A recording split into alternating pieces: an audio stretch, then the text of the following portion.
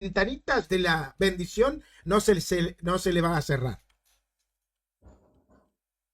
Desde que no diezmaste, la ventanita de los cielos se cerró. Muy bien, muy bien. Ya llegó la hermana, señores. Ya llegó. Está todo pronto para el debate. Tenemos en la esquina derecha a... No. Es broma, es broma, es broma. ¿Cómo estás? ¿Cómo estás? ¿Todo bien? Hola Luis, sí, todo bien, contenta de estar por acá contigo y saludar a tu audiencia. Pues gracias por la espera. Tenía problemitas para conectar mi cámara con tu servidor.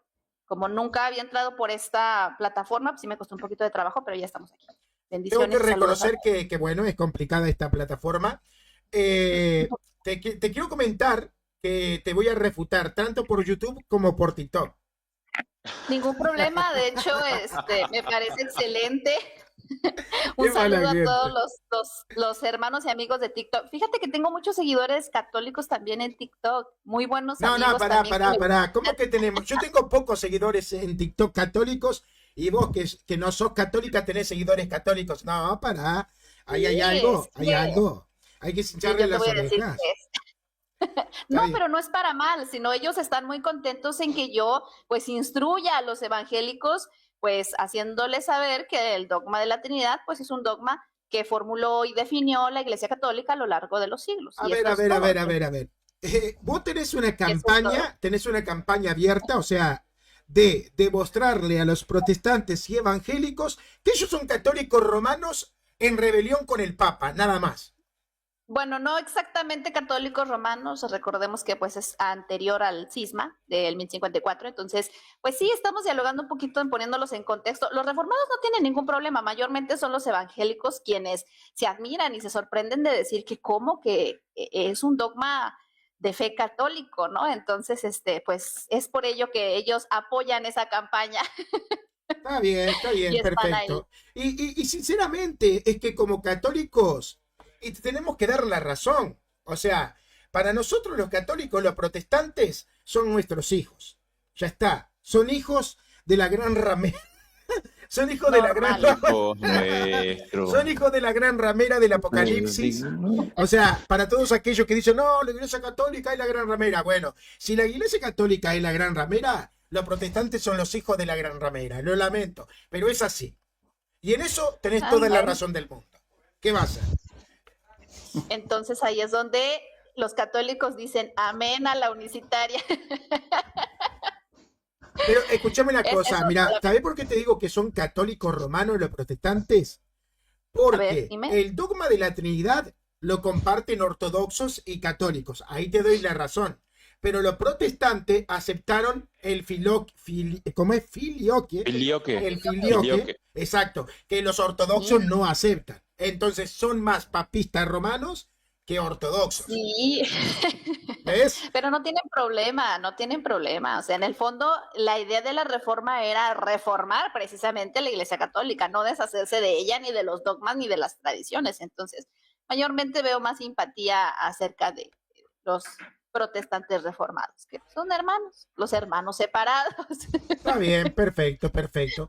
Muy bien. Bellos, Alboroto, cómicos, ¿eh? alboroto que se armó. Che, Míos no antes, son pero mis hermanos. pará.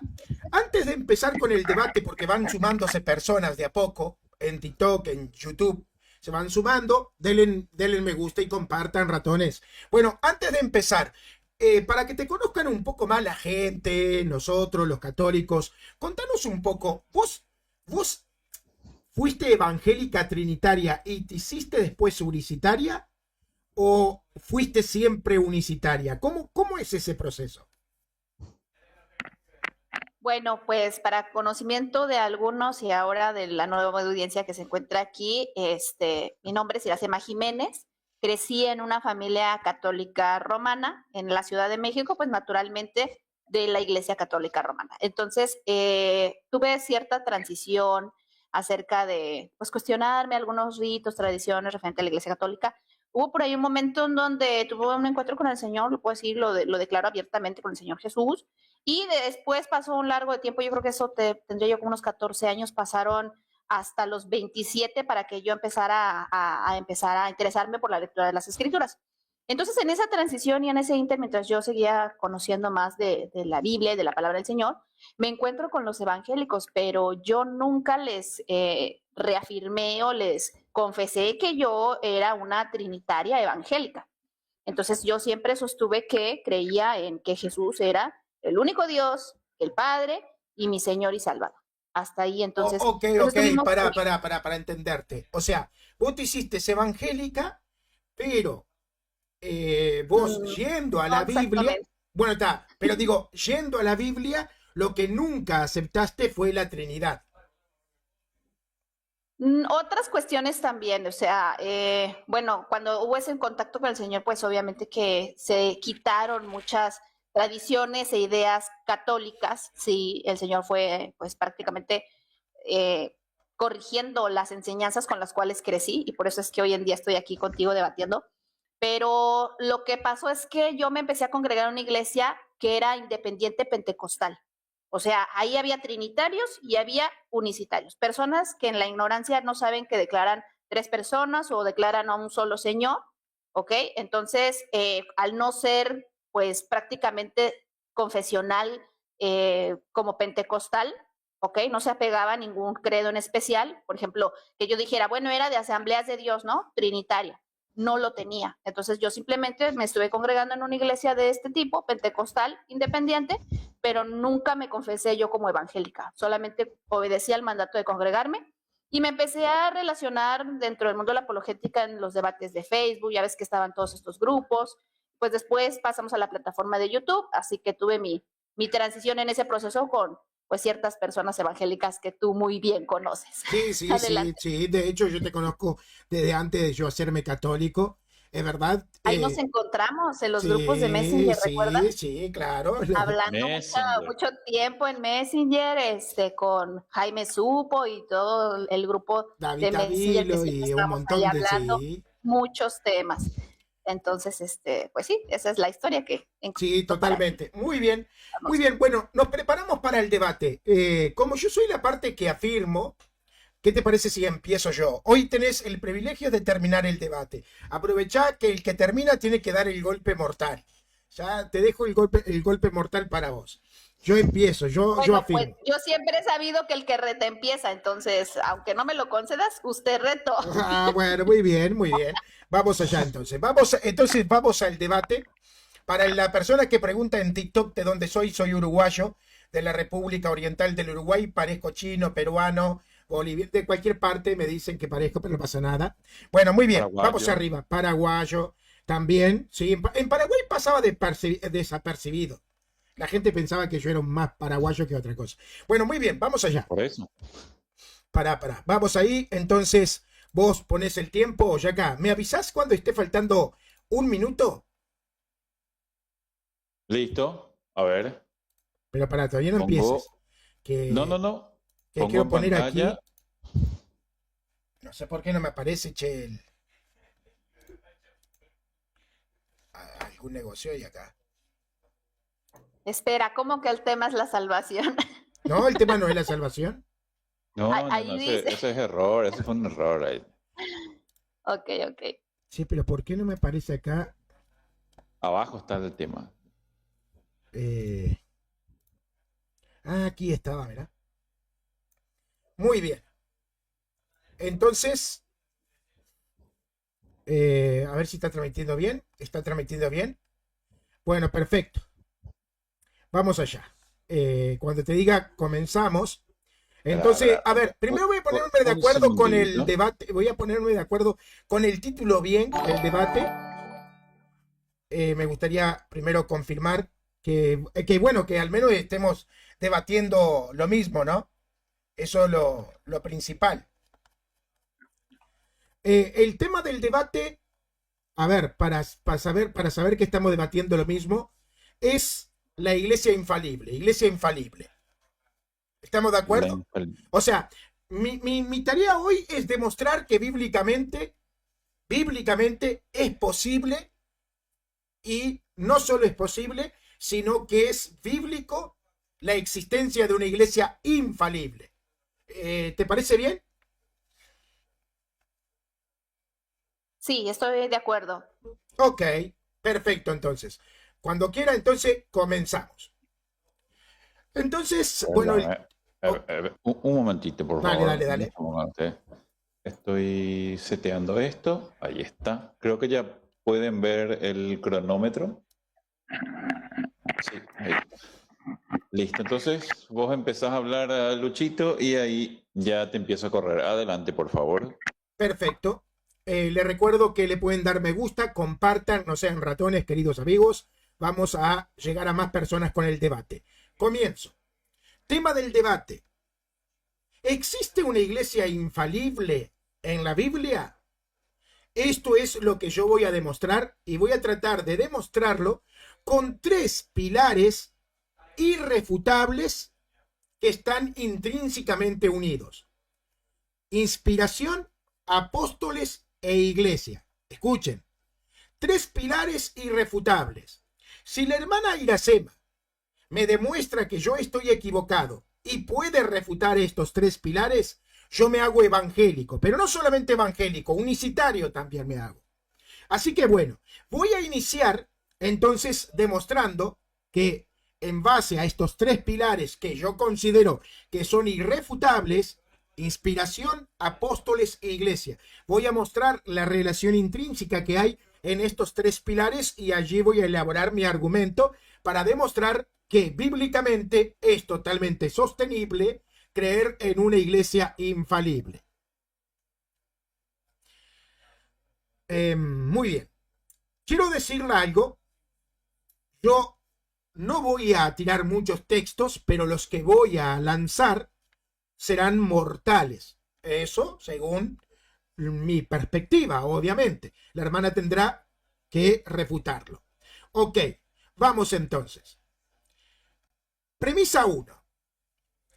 Si Dios inspiró a hombres para transmitir su verdad, y esos hombres inspirados son el fundamento de la iglesia, entonces la iglesia como columna y fundamento de la verdad no puede enseñar el error en materia revelada.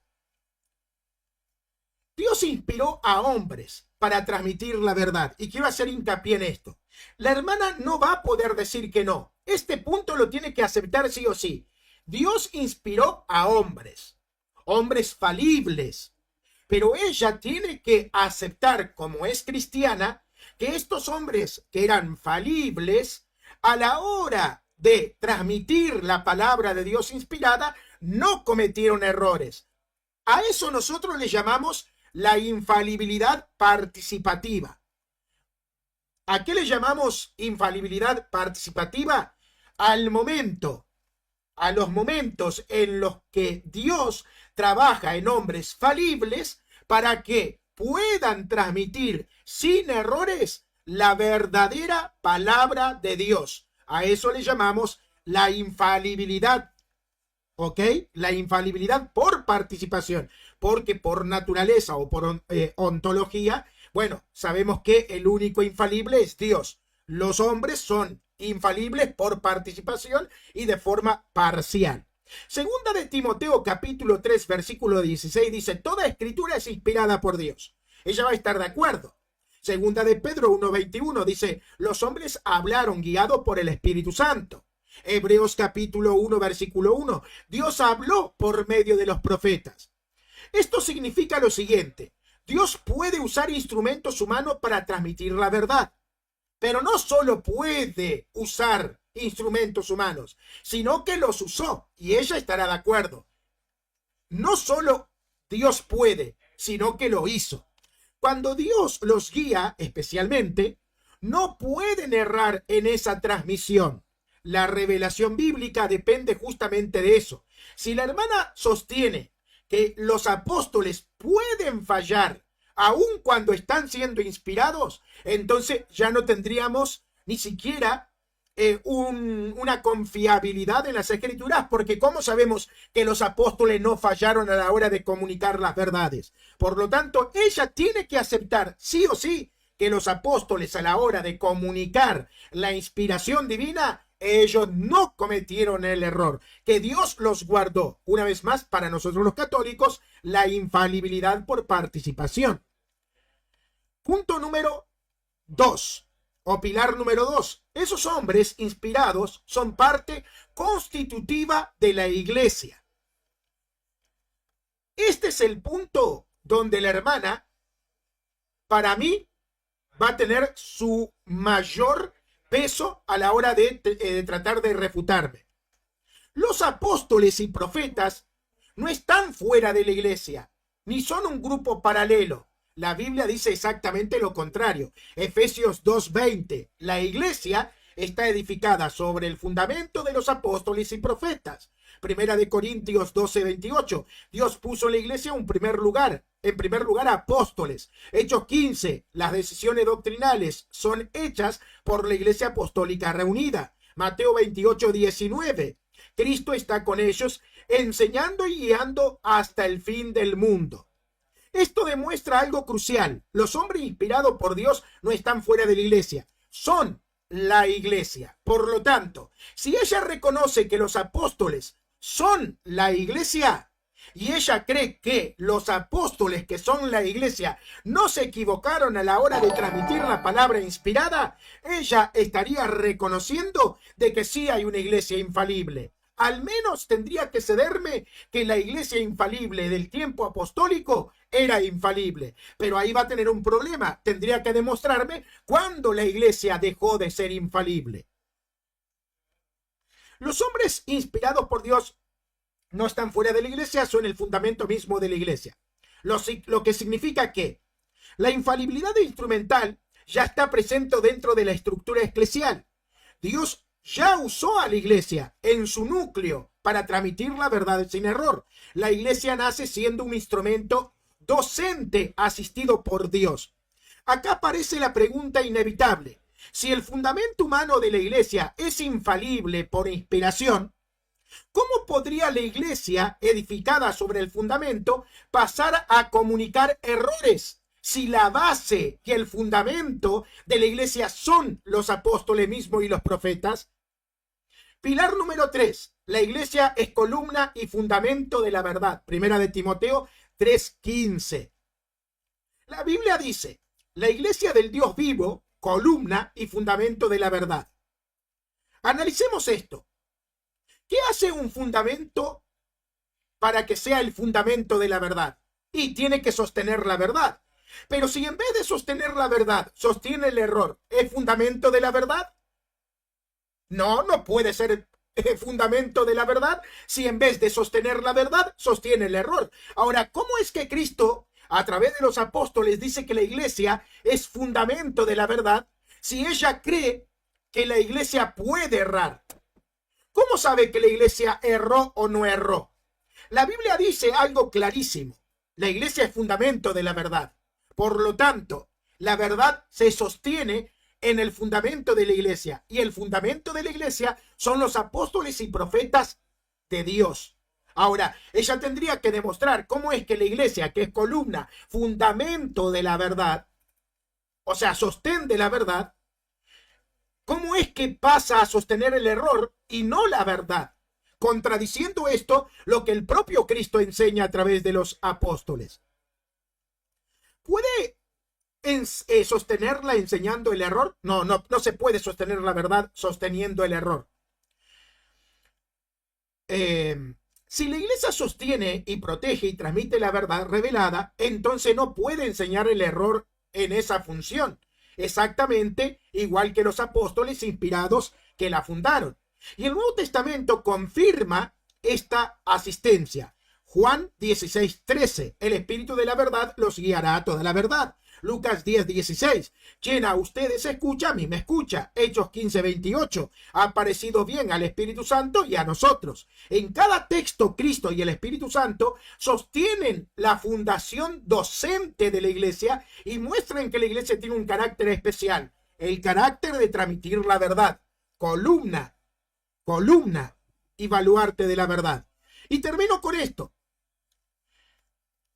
Dios usa instrumentos humanos para enseñar sin error. Los instrumentos humanos que son falibles pasan a ser infalibles en ese sentido, porque en ese sentido no pueden enseñar el error. ¿Cómo lo sabemos? Pues le creemos a la Biblia, le creemos a la palabra de Dios y le creemos a los apóstoles. Si nosotros no creyéramos esto, bueno, entonces no tiene sentido creer en las escrituras de los apóstoles. La iglesia es columna y fundamento de la verdad, guiada por Cristo y el Espíritu Santo. Negar la infalibilidad eclesial es negar ya sea la inspiración, el apostolado o la noción bíblica de lo que es la iglesia. Así que bueno, con esto termino y espero que la hermana pueda refutar estos puntos en la noche de hoy. Gracias. Muchísimas gracias, Luis. Con esto acaba oficialmente los 10 minutos iniciales de tesis tuyos y arrancamos con los 10 minutos de Iracema. Iracema, no sé si quieres que te avise sonoramente, visualmente, que te falta el tiempo o no querés que te avise absolutamente nada. ¿Cómo querés manejarlo eso? Avíseme, por favor, cuando falten 2 minutos. 2 minutos. Sí, ¿visualmente o verbalmente? Puede encender el micrófono y decirme 2 minutos solamente. Listo, excelente, Gracias. excelente. Cómo no. Entonces, dejo el tiempo en pantalla. Cuando inicies, yo le doy play. Adelante. Ok. Pues muy buenas tardes, bendiciones a toda la audiencia que nos acompaña. El día de hoy me va a tocar llevar la negativa de la infabilidad papal. Infabilidad. Me cuesta un poco de trabajo pronunciarlo, ¿ok? Pero bueno, como aquí ya nos expuso un poquito Luis, voy a empezar ahora con mi introducción. Disculpen los nervios, tiene quizá mucho que no debato con algún católico. Entonces, esperemos que todo salga muy bien. Ok, bueno, mi argumentación sería la siguiente. La afirmación de una institución religiosa de ser la única y la legítima depositaria de la verdad divina, buscando en atributos históricos sacramentales o de sucesión patriarcal, constituye una clara falacia de autoridad cuando esta pretensión se antepone al núcleo del mensaje evangélico. Esta falacia, lejos de ser un fenómeno moderno, ha manifestado su presencia a lo largo de la historia eclesiástica. Durante los siglos, la Iglesia Católica Romana ha sido sostenida de decir y afirmarse ser la única iglesia legítima, fundamentando esta declaración en una combinación de factores: su antigüedad histórica ligada al imperio, la custodia exclusiva de ciertos sacramentos, la rigidez de sus rituales tradicionales y una línea de sucesión apostólica interrumpida. Sin embargo, al erigir estos elementos institucionales y terrenales como el pilar definitivo de su autoridad, incurre en una usurpación del Evangelio de Cristo, transformando medios en fines absolutos. Por extensión, cualquier confesión cristiana que replique este método declarándose única y legítima por motivos similares cae en la misma falacia fundamental. La esencia de esta declaración es exclusividad. Esta exclusividad perturba profundamente el Evangelio de Jesucristo, cuyo mensaje central trasciende radicalmente cualquier institucionalización. La verdadera iglesia, según la enseñanza cristiana primitiva, no es primordialmente una organización terrenal con jerarquías, ritos, pretensiones históricas, sino una comunidad de fe viviente cuyo templo no es de piedra, o bien una institución.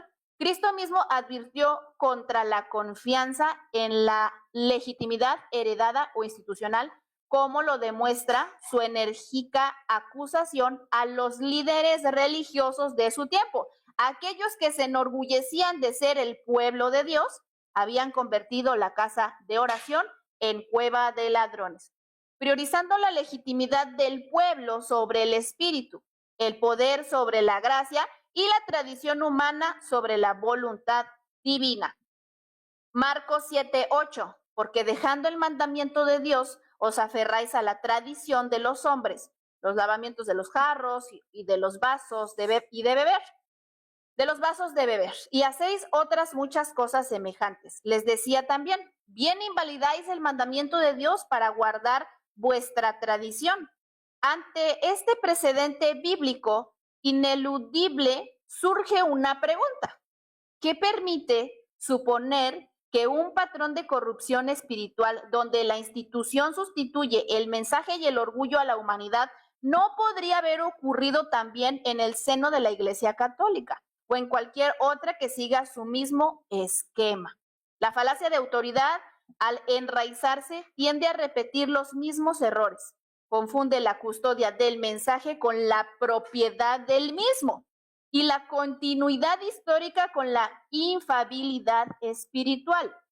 Por lo tanto, toda declaración de legitimidad exclusiva basada en criterios terrenales no solo es una falacia, sino que a la luz del Evangelio puede ser el síntoma de la misma enfermedad que Cristo vino a sanar. Isaías 29:13 dice, pues el Señor, porque este pueblo se acerca a mí con su boca y con sus labios me honra, pero su corazón está lejos de mí. Y su temor de mí no es más que un mandamiento de hombres que les ha sido enseñado. Mateo 15, versículo 7. Hipócritas, bien profetizó de vosotros Isaías cuando dijo, este pueblo de labios me honra, mas su corazón está lejos de mí. Pues en vano me honran, enseñando como doctrina mandamientos de hombres. En Isaías capítulo 29, versículo 14, el cual les recomiendo que sigan la lectura en todo el capítulo, dice, por tanto, he aquí que nuevamente excitaré yo a la admiración de este pueblo, con su prodigio grande y espantoso, porque perecerá la sabiduría de sus sabios y se destruirá la inteligencia de sus entendidos. Ay de los que se esconden de Jehová, encubriendo el consejo, y sus obras están en tinieblas. Y dicen, ¿quién nos ve? ¿Quién no nos conoce? Versículo 18. En aquel tiempo los sordos oirán las palabras del libro y los ojos de los ciegos verán en medio de la oscuridad y de las tinieblas. Amén. Tenemos otro versículo por acá, del mismo capítulo, Isaías 29:24. Y los extraviados de espíritu aprenderán inteligencia y los murmuradores aprenderán doctrina. Primera de Juan 2:27. Pero la unción que vosotros recibisteis de él permanece en vosotros y no tenéis necesidad que nadie os enseñe, así como la unción misma os enseña todas las cosas y es verdadera y no es mentira, según ella os ha enseñado permanecer en él. Amén. Seguimos con la exposición. Vamos a ir un poquito más adelante.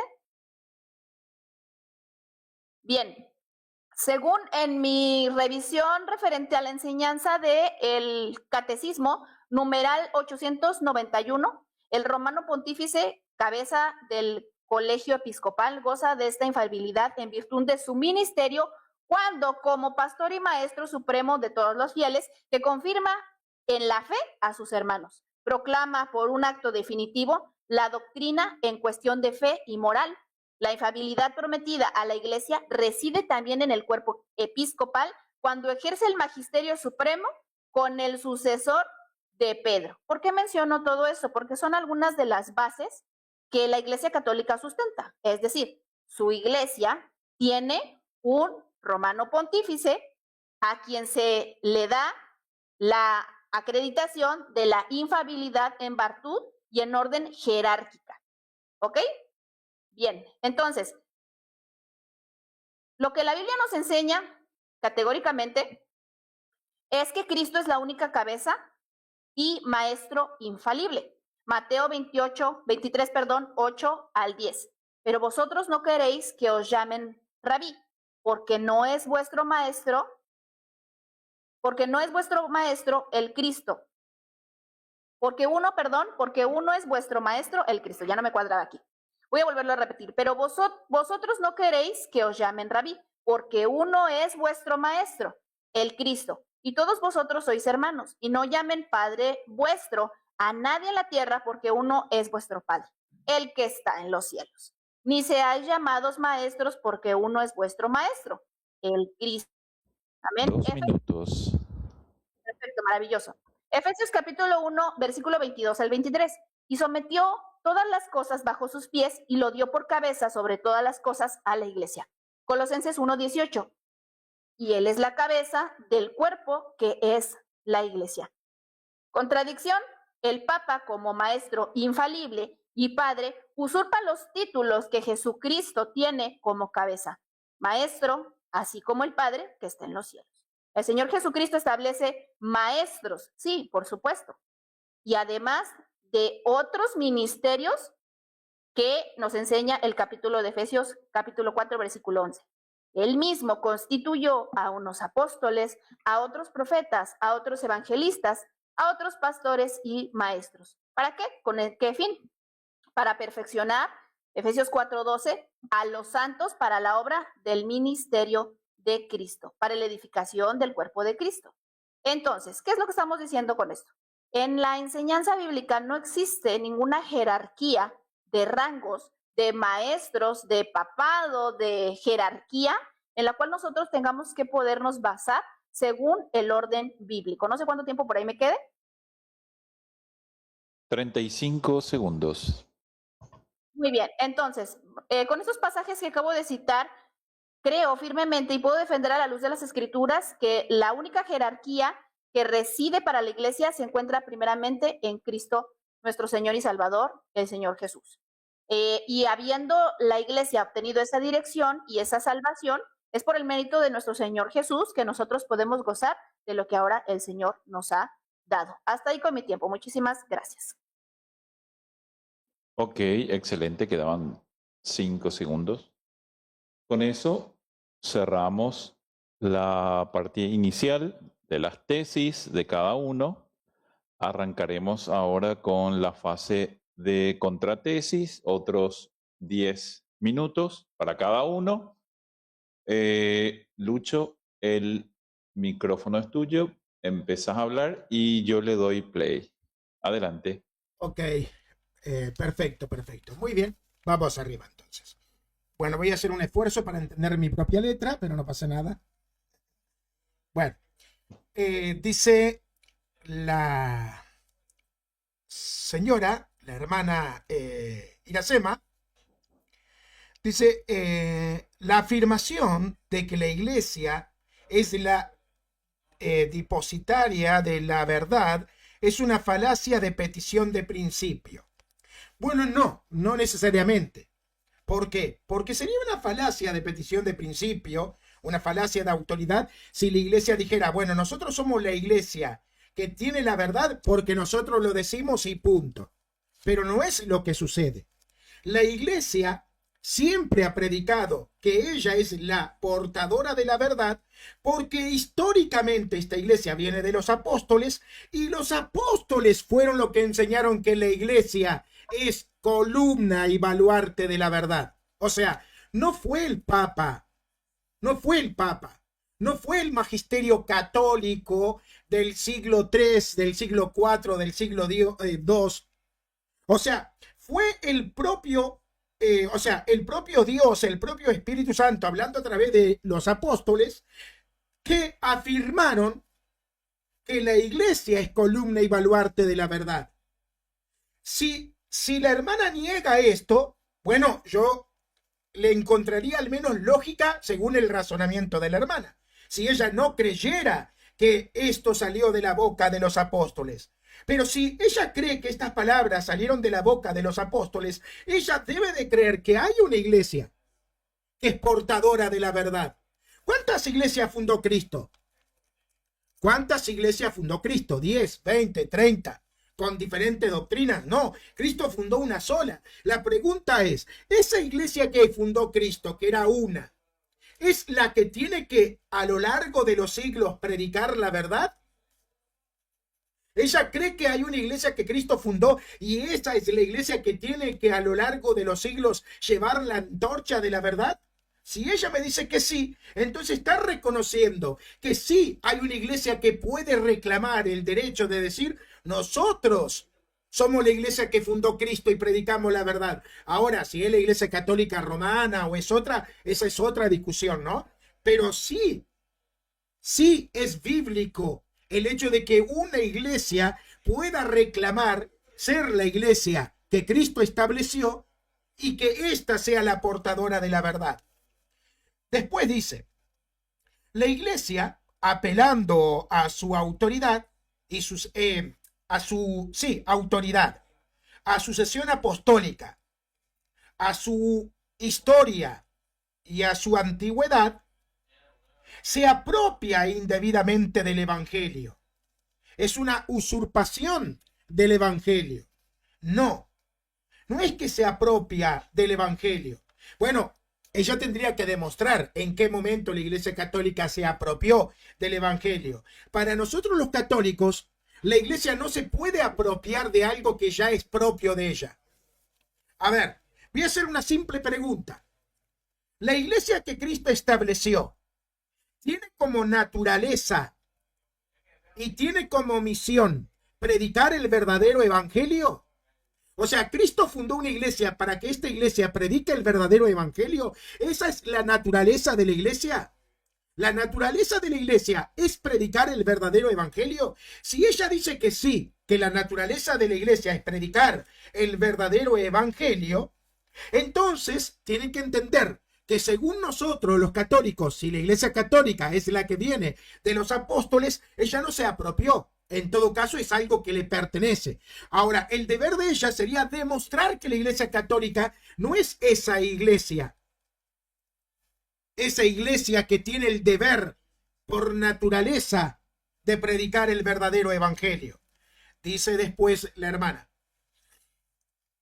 Cita el Evangelio de Marcos, que dice, bien que invalidáis el mandamiento de Dios, creando tradiciones de hombres. Bueno, acá otra vez lo mismo. Ella tendría que demostrar que la Iglesia Católica creó tradiciones de hombres. Nosotros los católicos creemos que no, que todas las tradiciones que la Iglesia ha desarrollado a lo largo de los siglos son tradiciones que vienen de la palabra de Dios, escrita o oral. Ahora, cuando Cristo dice, bien que invalidáis el mandamiento de Dios, acá hay un problema, que el católico entiende que son los evangélicos los que invalidan el mandamiento de Dios. ¿Por qué? Porque si Cristo es Dios y Cristo estableció una iglesia y le dijo a los apóstoles, a lo que a ustedes escuchan, a mí me escuchan, a lo que a ustedes rechazan, a mí me rechazan, entonces el cristiano tiene como mandamiento de Dios obedecer a los apóstoles. Aquellos que no obedecen a los apóstoles están rechazando y están invalidando el mandamiento de Dios. Nosotros los católicos creemos que nuestra tradición parte justamente de esta enseñanza, que la iglesia posee la autoridad divina para interpretar y enseñar la verdad. Quien vaya contra la iglesia está violando el mandamiento de Dios. ¿Por qué? Porque está anulando el mandamiento de Dios para seguir doctrinas de hombres. Después dice, cita Isaías, dice, porque este pueblo de labio me honra, pero su corazón está lejos de mí. Una vez más, ¿no? Estoy de acuerdo con el pasaje. El pueblo de Israel honraba a Dios de labios, pero de corazón estaba lejos. Ahora, yo no sé esto que tiene que ver con la temática. Yo creo que la Iglesia Católica tiene personas que, bueno, algunos son mejores cristianos, otros no tan buenos, como en todas las denominaciones evangélicas, ¿no? No sé exactamente a qué apunta ese versículo, ¿no? El versículo que dice, de labios me honráis, pero de corazón estáis lejos. Porque, bueno, esto no creo que resuelva el problema que nosotros estamos discutiendo en esta noche. El tema a solucionar ¿es posible una iglesia infalible? Por ejemplo, yo le podría aplicar este versículo a los apóstoles y anular la enseñanza apostólica diciendo, no. Los apóstoles se equivocaron porque en Isaías dice que de labios me honráis, pero de corazón está lejos. Así que los apóstoles están errados y desecho el Nuevo Testamento. No. ¿Por qué? Porque creemos que el Espíritu Santo guió a los apóstoles. Bueno, nosotros creemos que guió a los apóstoles y a los sucesores apostólicos. Dice después, cita otro versículo, ¿no? En aquel día, dice, aprenderéis del Espíritu Santo, ¿no? O sea, hay una promesa de que el Señor va a enseñar a todos. Y nosotros decimos amén. La pregunta es ¿cómo? Esa es la cuestión. Nosotros estamos de acuerdo con este versículo, lo creemos, lo abrazamos. Yo, por ejemplo, creo que el Espíritu Santo me enseña. Sí, a mí me enseña el Espíritu Santo y me guía a toda la verdad. El tema es cómo. Yo creo que es a través de la iglesia. El Espíritu Santo me enseña a través de la iglesia. ¿Por qué? Porque si ella mismo, miren, ella mismo citó un versículo que dice que Cristo mismo estableció pastores y maestros. La pregunta es, ¿no es acaso la tarea de los pastores y maestros enseñar? ¿Y para qué enseñan los pastores y maestros? ¿No es acaso para guiar? ¿No es la Biblia la que dice que nosotros debemos de obedecer a nuestros pastores porque ellos velan por nuestra alma? Ahora, es interesante que muchas veces parece que se quita a los pastores y maestros de la ecuación. En algún punto, el evangélico cree que el pastor o el maestro no es necesario para aprender de Dios, porque aprendemos directamente del Espíritu Santo. Pero si nosotros aprendiéramos directamente del Espíritu Santo sin la guía de los pastores, no tiene sentido lo que dice la Biblia. Obedeced a vuestros pastores porque ellos velan por vuestras almas. ¿Por qué? Porque en todo caso yo podría decir, ¿y para qué voy a obedecer a mis pastores? Gracias, Yaka. ¿Para qué voy a obedecer a mis pastores si a mí me guía el Espíritu Santo? Es imposible que mi alma pueda sufrir algún percance por no dejarme guiar por los pastores si a mí me guía directamente el Espíritu Santo. Entonces, el problema no es si el Espíritu Santo nos enseña o no. Católicos y protestantes estamos de acuerdo que el Espíritu Santo nos guía a toda la verdad. El tema es a través de quién y cómo es que nos guía a toda la verdad. Y bueno, termino con esto. Cita el numeral del catecismo y bueno, cita allí al Papa como pastor y maestro, y quiero decirle que la Biblia misma enseña que hay maestros. Si nosotros no podemos llamarle maestro a nadie, ¿por qué la Biblia entonces sí usa la palabra maestros para los pastores de la iglesia? Gracias, termino por acá porque se fue el tiempo.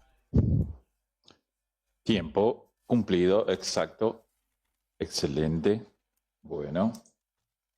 Esos fueron los 10 minutos de contratesis de Luchito. Estamos para arrancar los 10 minutos de Iracema. Iracema, cuando vos estés lista, empezás a hablar que yo te corro el tiempo.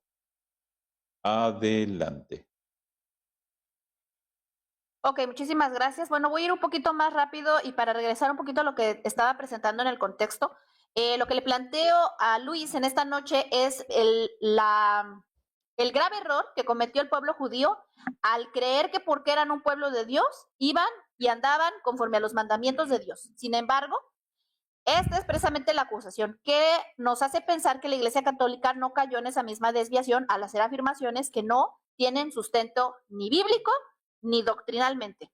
Y voy a regresar ahora referente al numeral, a citar lo que enseña el Denzinger referente al numeral del catecismo que ya cité anteriormente. ¿Ok? Vamos a ver en el numeral del Denzinger, en el numeral 3071, dice, de 1837, así pues, este carisma de la verdad y de la fe nunca deficiente fue divinamente conferido a Pedro, a sus sucesores en esta cátedra para que desempeñaran su excelso cargo para la salvación de todos, para que por toda la grey de Cristo, apartada por ellos del pasto venenoso del error. Quiero resaltar aquí dos cosas. Una está diciendo que fue conferido a Pedro, lo cual es un error. En ningún momento bíblicamente fue conferido a Pedro el que Pedro tuviera depositado en él la exclusividad de jerarquía. Es lo que yo le presentaba. De la misma manera que el pueblo judío, que creía que era el pueblo de Dios, de la misma manera podemos caer en esta falacia acusando a los apóstoles de tener esa suprema, como lo llama el Denzinger, supremo deber pastoral, ¿sí? El catecismo, el romano pontífice. Dicho sea de paso, ese título ni siquiera existe en la Biblia. Yo no sé, Luis, ¿qué me pudiera enseñar acerca de qué es un romano pontífice? El supremo deber pastoral o el supremo maestro. Estas ideas no existen en la Biblia. La Biblia dice y enseña que no llamemos nadie maestro porque nuestro maestro es Cristo. Y dice que no tenemos por qué llamar tampoco a nadie padre. Entonces, ¿será entonces que se contradice la Biblia por decir que Efesios capítulo 4, versículo por ahí del 9, por ahí me parece que citamos, dice que Efesios dice que hay pastores, maestros, estos son ministerios. Entonces, lo que la Iglesia Católica está haciendo es tomar a un ministerio, en específico maestros y pastores, para ponerlos como uno que es encargado de todo esto. Entonces, esta enseñanza no se mantiene. En el numeral siguiente, ok, sigo con el mismo, el 3071, dice, para que ellos, dice, para que ellos los aparten del pasto venenoso del error. Entonces, la iglesia que se afirma como legítima secuestra a los creyentes y dice, nosotros los vamos a apartar del error. Ya no es el espíritu, como dice Luis afirma, que sí el espíritu los guía, pero no los guarda, porque tiene que tener un magisterio, una iglesia y una institución que los cuide de los errores doctrinales. Romanos capítulo 8 dice, mas vosotros no vivís según la carne, sino según el Espíritu, si es que el Espíritu de Dios mora en vosotros. Si alguno no tiene el Espíritu de Cristo, no es de él. ¿Ok? Y sigue diciendo en el versículo 14, porque todos son guiados por el Espíritu de Dios, estos son los hijos de Dios. Entonces, ¿qué pasa? En el versículo 16 dice, el Espíritu mismo da testimonio a nuestro espíritu que somos hijos de Dios. ¿Cómo usted sabe y qué garantía tiene de que usted es un hijo de Dios? Usted va a obedecer las enseñanzas de nuestro Salvador y Señor, usted va a ser guiado por el Espíritu en su vida diaria y no debemos sustituir la guía del Espíritu por una institución eclesiástica, sacramental, tradicionalista, magisterial, que quiere usurpar el lugar que le corresponde al Señor. Es lo único que esta iglesia está tratando de hacer. Entonces, vamos ahora, algo que quisiera resaltar aquí referente a esta enseñanza, dice que el encargado o el supremo maestro pastoral tiene una infalibilidad de la misma manera que tiene la infalibilidad la iglesia. Y sí, la iglesia, la cual tiene el depósito de la fe, yo le preguntaría a Luis, ¿cuál entonces es ese depósito que cuida la iglesia? Porque él dice que la iglesia que tiene y guarda la fe y después hace a los profetas y maestros, profetas y apóstoles, perdón, los hace la fe misma, los hace aquellos, ¿cómo fue lo que dijo acá? Aquí lo anoté por aquí, déjame revisar. Dice que ellos sustituyen o afirman en esta declaración que ahora ellos son los que hacen esta idea de que ellos están llevando a la iglesia a esa verdad, ¿no? Los apóstoles y los profetas, que ahora ellos son el fundamento, ya me acordé, que ahora ellos son el fundamento, dice que tienen el fundamento, pero que ellos mismos son el fundamento, contradiciéndose así, ¿no? Porque entonces, ¿cómo puedes llevar el fundamento y ser el fundamento? Yo creo que la iglesia tiene el fundamento, pero no creo que ellos sean el fundamento, y es algo que es muy diferente. Me gustaría resaltar referente a el líder, ¿sí? Los requisitos referente a el oficio infalible. Dice, por ejemplo, 1 Timoteo 3:1-7, dice que el que anhela obispado, buena obra desea, pero que es necesario que el obispo sea una persona irreprensible, marido de una sola mujer y muchos otros puntos que nos da ahí. Entonces, el concepto de oficio infalible como una persona que está a cargo de un ministerio, como lo sería maestro o pastor, o juntar maestro y pastor, que sería una persona que puede ser falible personalmente.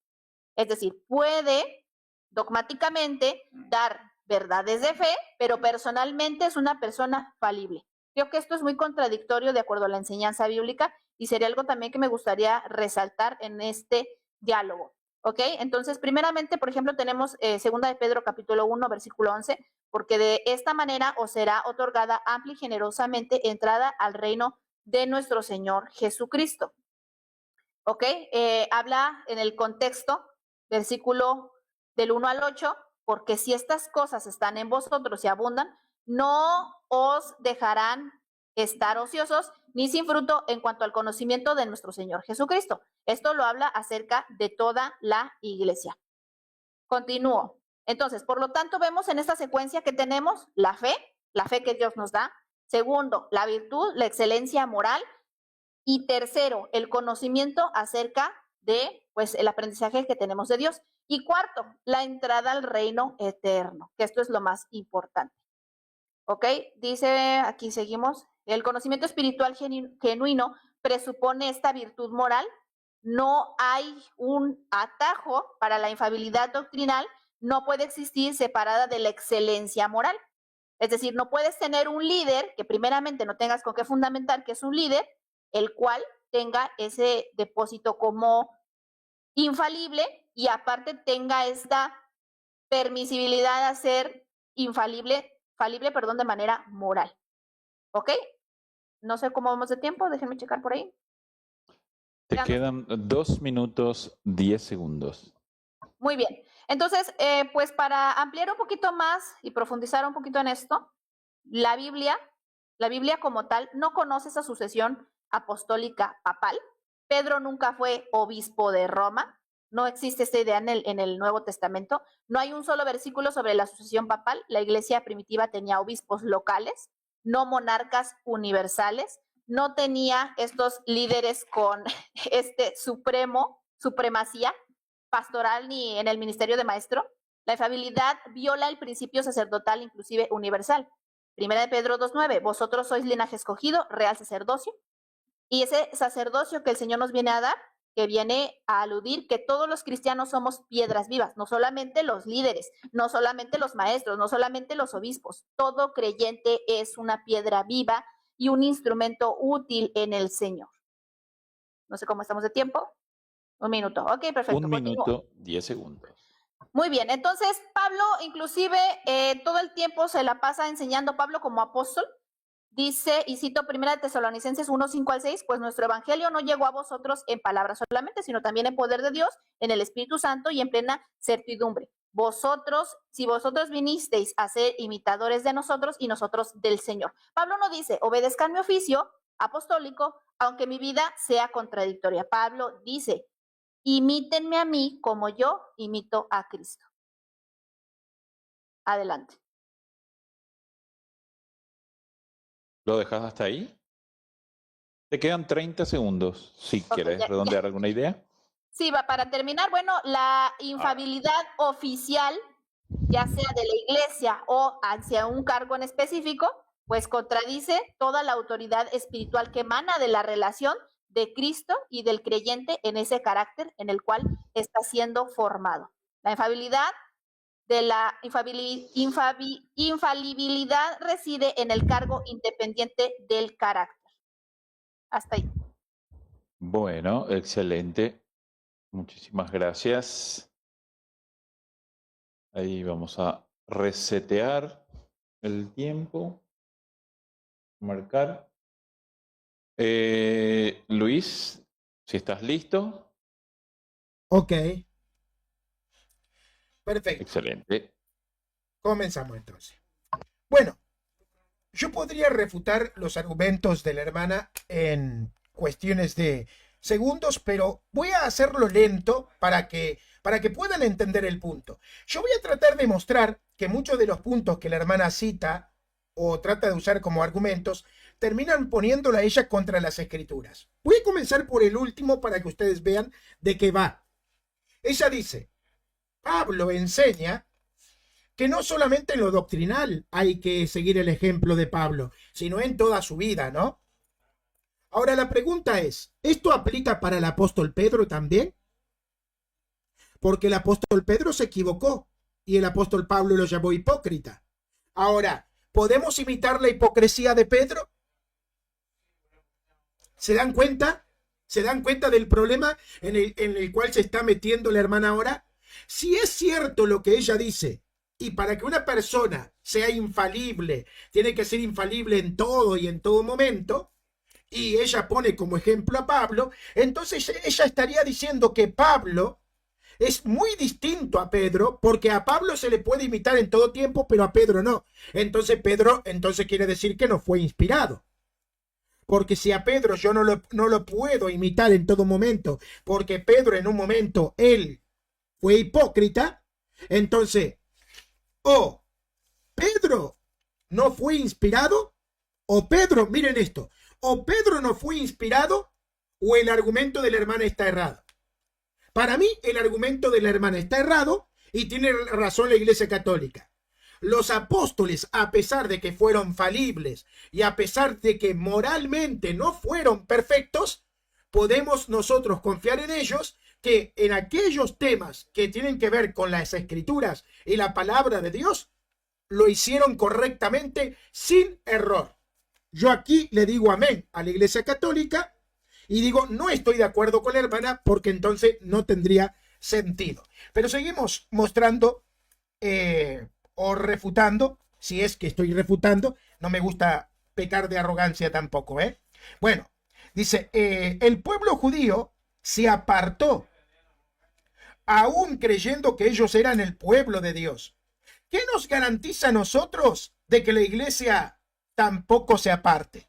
Bueno, la promesa que recibió la iglesia no la recibió el pueblo de Israel. Empezando por ahí. No fue el pueblo de Israel que recibe la promesa del Pentecostés. La promesa del Pentecostés es propiamente para la iglesia. Es a la iglesia que Cristo dice, las puertas del Hades no prevalecerán. Es a la iglesia. Es a la iglesia que Cristo le dice que enviará al Espíritu Santo para guiar a la iglesia a toda la verdad. Entonces, hay una particularidad, querida hermana, y es que el pueblo de Israel no tenía la plenitud, porque todavía no había llegado el tiempo de la plenitud.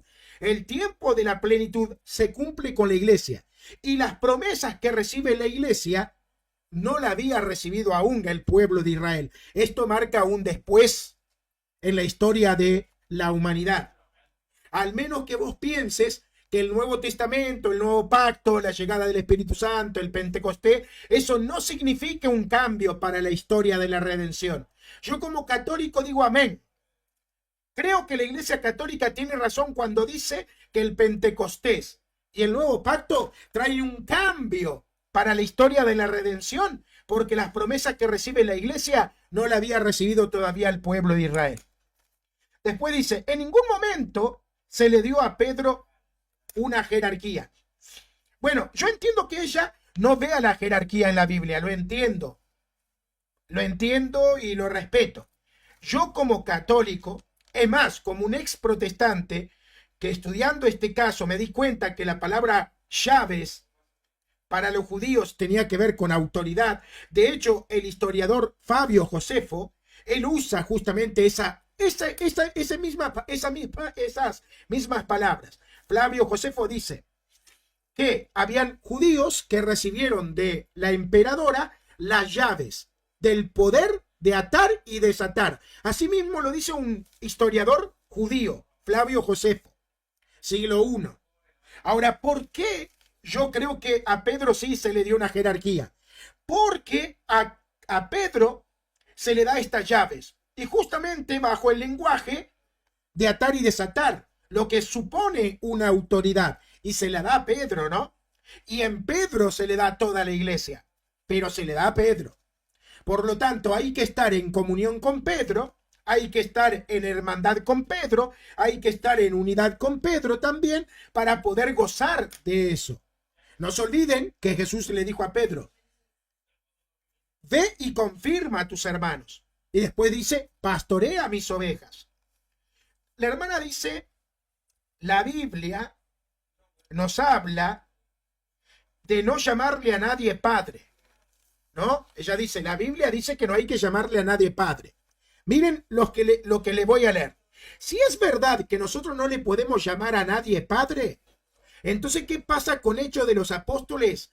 Capítulo 7, versículo 2. Presten atención.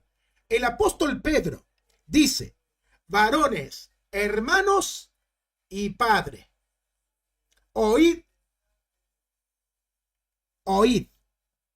Escuchen, hermanos y padres, oíd. Y ahí Pedro empieza a predicar el evangelio. ¿Cómo es que no se le puede llamar a nadie padre? Y Pedro no solamente le llama a una persona padre, sino que en plural dice padres. Porque Pedro sabía que habían muchos padres. Y Pedro dice en Hechos 7, varones, hermanos y padres. ¿Ven? Varones, hermanos y padres. O sea, el propio apóstol Pedro, que está siendo inspirado, está llamando padres a otras personas. Entonces, acá tendríamos un problema. Si la Biblia prohíbe no llamarle a nadie padre, entonces Pedro, bueno, acá hay un problema. O Pedro no fue inspirado, o no sé, hermanos, a Pedro se le olvidó ese detalle. Bueno, después dice, me gustaría saber, ¿no? Me pregunta a mí, ¿no? Ella dice, me gustaría que Luis responda, ¿qué es lo que guarda la iglesia? ¿Cuál es esa verdad o ese fundamento que guarda la iglesia? Bueno, el evangelio, obviamente, es el evangelio. Ahora, ella, claro, trae una cuestión. Ella dice, ¿es la iglesia el fundamento o la iglesia tiene el fundamento? Bueno, las dos cosas. Porque una casa es una casa, pero también tiene fundamento. O sea, una casa es una casa que está construida sobre un fundamento. Entonces, las dos formas están bien. Yo puedo decir, la casa tiene un fundamento. La casa se basa en un fundamento. Y la casa es un fundamento también. ¿Por qué? Porque yo no puedo separar la casa del fundamento. Porque el fundamento es parte de la casa. El fundamento no es algo aparte de la casa. El fundamento de una casa es parte de la casa. Es como la puerta o la ventana o como el piso. Es una parte más de la casa. Entonces la iglesia, en cierto aspecto, tiene el fundamento porque tiene la verdad apostólica. En otro aspecto, la iglesia enseña ese fundamento. ¿Por qué? Porque enseña esa verdad que recibió. Y el trabajo de la iglesia es enseñar esa verdad correctamente. Por eso dice la Biblia que la iglesia es columna y baluarte de la verdad. La iglesia es columna y baluarte porque la iglesia es la que custodia, la que guarda esa verdad. Sino, ¿qué es lo que quiere decir eso? Me gustaría que la hermana me dijera, bueno, entonces, si yo estoy equivocado, bueno, que me dé la correcta interpretación. Gracias. Que me dé la correcta interpretación, que es lo que quiere decir la Biblia, con que la iglesia es la que custodia, guarda y predica, o sea, y promueve esa verdad, ¿no? Bueno, dice, el requisito de obispo, bueno, habla sobre los requisitos de obispos y dice que una persona no puede ser infalible en un momento y falible en otro momento. ¿Por qué no? Si ella es lo que cree de los apóstoles. Ella cree que los apóstoles podían pecar y que los apóstoles podían errar en otros aspectos de la vida. Pero cuando ellos predicaban, lo que es palabra de Dios por inspiración, ellos no se equivocaron. Pero eso lo voy a dejar para después. Me gustaría que después me responda una pregunta que tiene que ver con esto, pero lo dejamos para después, cerramos por aquí. Excelente. Se cumplen exactamente los 10 minutos de esta refutación. Vamos a los 10 minutos de Iracema. Cuando estés lista, me avisas o empezás a hablar que yo te empiezo a correr el tiempo. Adelante. Gracias, muy buena moderación, excelente. Muchísimas gracias. Bueno, vamos a aclarar dos cosas. Aquí cosas que anoté referente a que, pues, Luis dijo. Dice, Pablo no recibe la promesa, si no mal escuché, porque la promesa que, el pueblo no recibe la promesa, perdón. El pueblo no recibe la promesa ya que la recibió la iglesia. Creo que a nuestro estimado Luis le hace falta leerse toda la profecía, que ya viene previamente, Primera de Pedro, capítulo 1, enseñando que resulta que los profetas lo que profetizaron y diligentemente indagaron acerca de esta situación, que tras la llegada del Mesías, pues ellos estarían esperando esta promesa.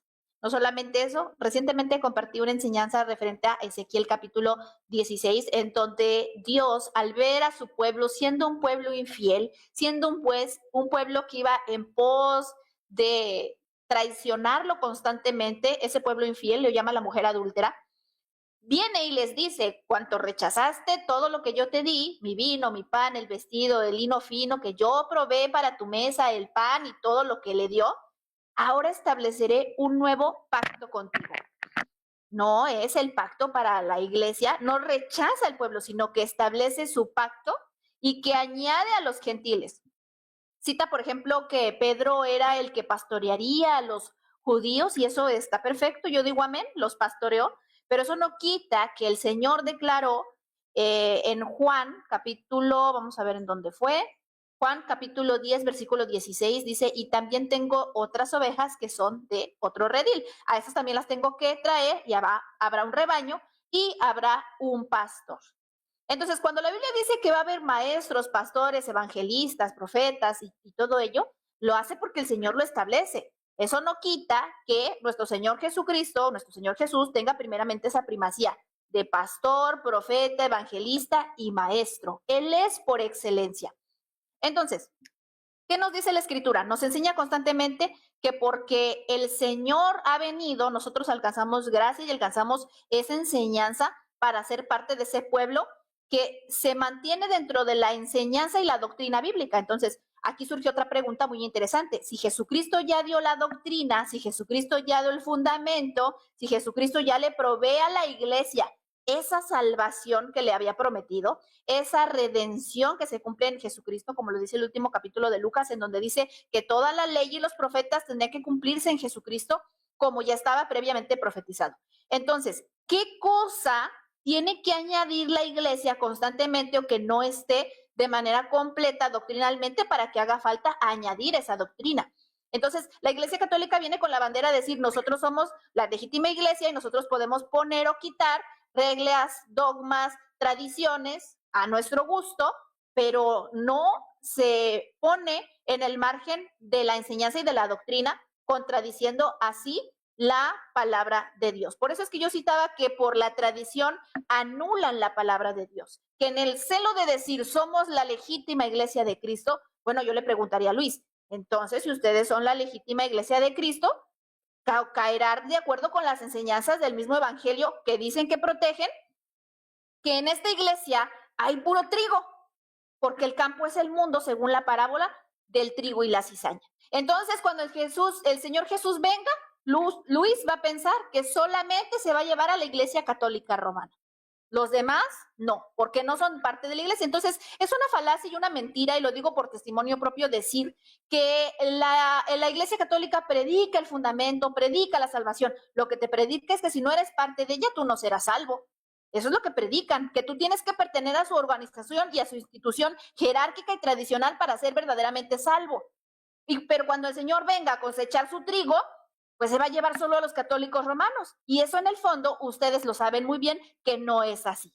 Que es necesario que si se dicen y se jactan que protege el evangelio, bueno, pues tienen que ser nacidos del Espíritu. ¿Y cómo van a ser nacidos del Espíritu si por la enseñanza de la tradición y de la sustitución de títulos que entorpecen a que un verdadero hombre sea nacido de nuevo por la gracia de la comunión del creyente con el Espíritu, que es el Espíritu del Señor, ¿sí? Usurpa esa dirección, usurpa esa plena seguridad de ser un hijo de Dios. Es decir, todos somos piedras vivas, todos somos instrumentos para Dios y no solamente por jerarquía.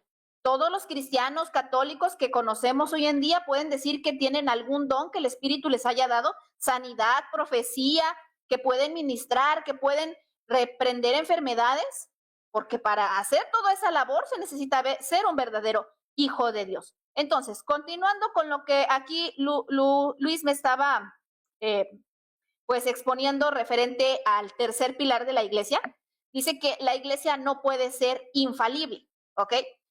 El argumento que presenta dice que Dios no permitiría que su iglesia enseñe error. Y esto es correcto. Pero, ¿qué pasa cuando vamos a la Biblia y vemos que Apocalipsis capítulo 2, versículos 3, las 7 iglesias de Asia, dice que son pues con diferentes tintes en el margen del error? Éfeso perdió su primer amor. Pérgamo toleraba la falsa doctrina.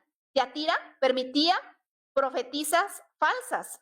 Tenían un hombre que tenía un hombre que vivía, pero no estaba muerta. La Odisea estaba tibia, lo cual el Señor promete que por tanto esté tibia, la vomitaría. Entonces Jesús amenaza con quitar el candelero de la presencia divina de estas iglesias que se desviaron. Pero Apocalipsis 2, versículo 5, recuerda que donde ha caído, te arrepienta. Si no, vendré pronto por ti y quitaré tu candelero de tu lugar. Si no hubieses arrepentido. Entonces, ¿qué pasa con estas iglesias? ¿En qué momento dejaron de ser infalibles? Yo le preguntaría.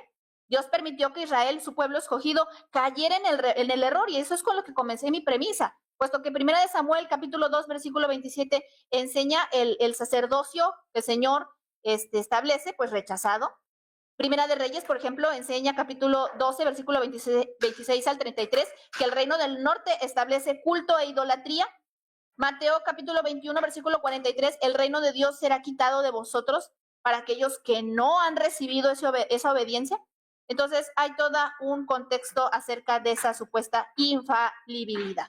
No sé cuánto tiempo me queda por ahí. 2 minutos 45 segundos.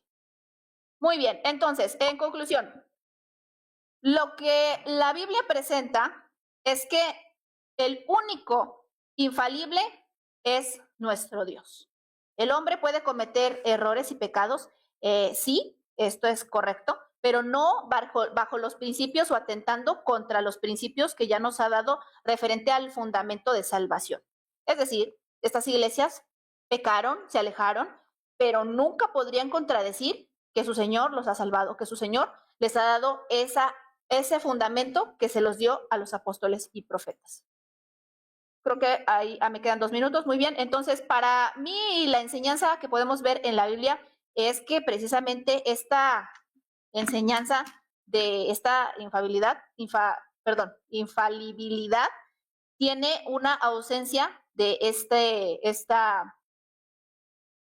a ver, déjame ver. Aquí está.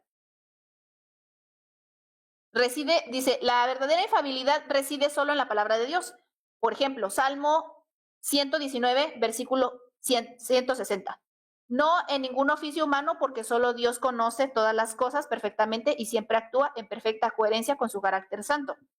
La enseñanza infalible que la Escritura nos enseña es la palabra de nuestro Dios. Salmo 119, 60. La suma de tu palabra es verdad y eterno todo juicio de justicia. Tito 1:2, en la esperanza de la vida eterna, la cual Dios, que no miente, prometió desde antes del principio de los siglos. A ver cómo vamos con el tiempo. Creo que ahí cierro la idea. No, me queda un minuto. Te queda un minuto. Muy bien, entonces, la esperanza de la vida eterna es por Cristo Jesús. Ya lo vimos desde que Hebreos capítulo 6, versículo 13 establece Dios su pacto con Abraham. Hebreos capítulo 6, versículo 18, para que por 2 cosas inmutables en las cuales es imposible que Dios mienta, tengamos un fortísimo consuelo los que hemos...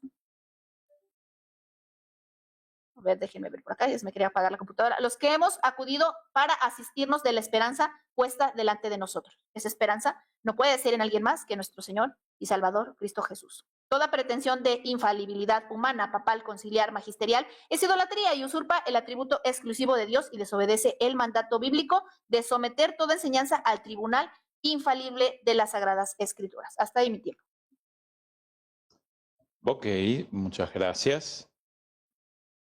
Entonces, con eso cerramos lo que son la parte de tesis y arrancamos con la faceta de preguntas y respuestas. Para esto, cada uno tendrá 2 preguntas, 1 minuto para redactar, 3 minutos para responder y 3 minutos para refutar. ¿Estamos bien? Perfecto. 1, 3, 3. Ok. Entonces, arranca Luis, te pongo el minuto en pantalla. Cuando quieras, puedes arrancar con tu pregunta. Adelante. Ok, perfecto. Bueno, tengo esta pregunta para Iracema. Los apóstoles, cuando estaban siendo inspirados, ¿ellos podían fallar a la hora de comunicar la inspiración y a la hora de escribir la palabra de Dios? Si dice que sí, que podrían fallar, ¿cómo sabe que no fallaron? Si dice que no, porque estaban bajo la inspiración, entonces la pregunta es si es en todo momento o solo cuando fueron inspirados. Ahí. ¿Quedó clara la pregunta, Iracema? Sí quedó clara. Ok, entonces arrancamos con tus 3 minutos. Déjame ponerlo en 0. Ahí está. 3 minutos para responder. Tiempo en pantalla. Cuando vos inicies, yo le doy play. Ok, gracias Luis por esta pregunta, te agradezco. Bueno, pues la respuesta a tu pregunta es no, no fallaban. Yo creo clara y categórica y concisamente que no fallaban. ¿Por qué razón? Voy a citar un ejemplo a continuación. Tenemos en el libro de Hechos capítulo 5, cuando Pedro dice en el versículo 28, voy a regresar al 27, cuando les trajeron, los presentaron en el concilio, que no se enseñase en este nombre, en el nombre de Jesús, dicho sea de paso. Y ahora habéis llenado a Jerusalén de vuestra doctrina, que dicho sea de paso tampoco era de ellos porque era de Jesús. Y que Jerusalén, y que iréis echar sobre nosotros la sangre de ese hombre. Respondiendo Pedro y los apóstoles dijeron, es necesario obedecer a Dios antes que a los hombres.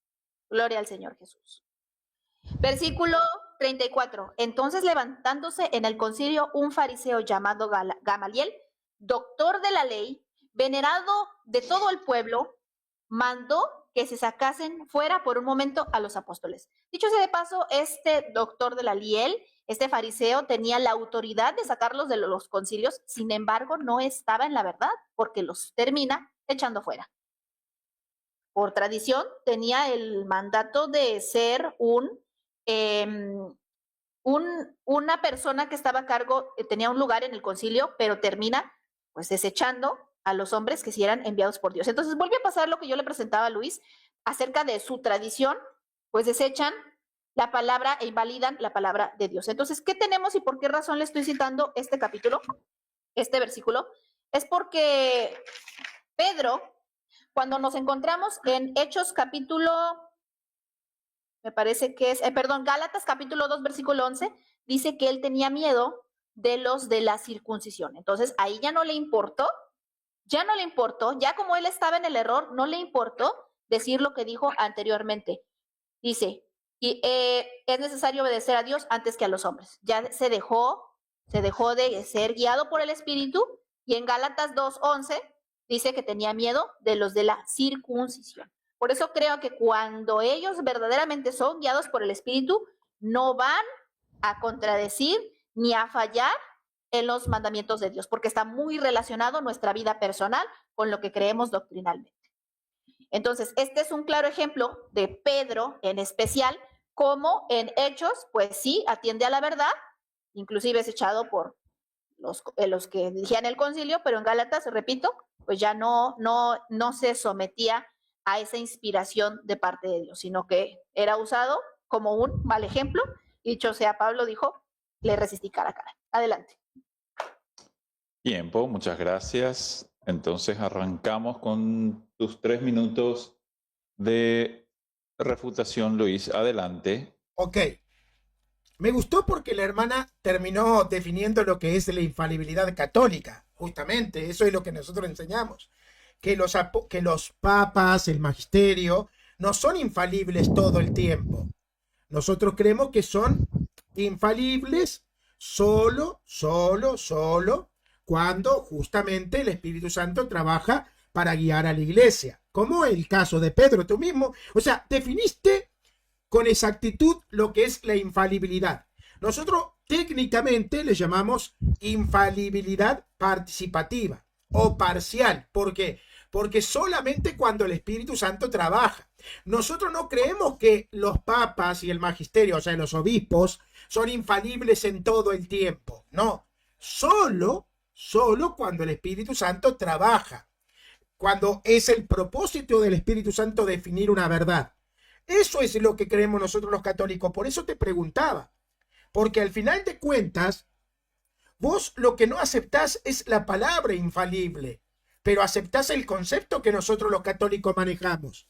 ¿Cuál es el concepto católico?